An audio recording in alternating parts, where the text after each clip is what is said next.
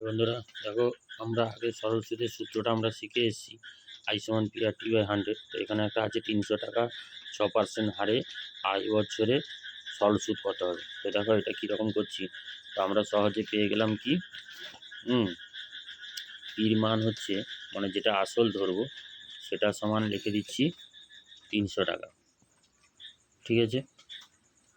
আচ্ছা, আর সমান হচ্ছে 6%, হ্যাঁ, আর টি সমান হচ্ছে 2.5 বছর।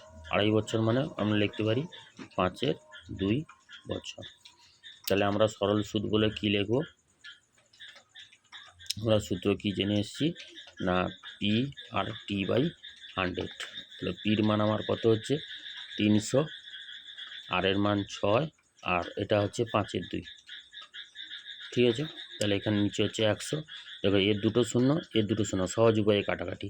আর এটার সাথে এটা কাটলে এখানে থাকছে কত না 3। তাহলে 15 3 কত হচ্ছে 45 টাকা। Thank you.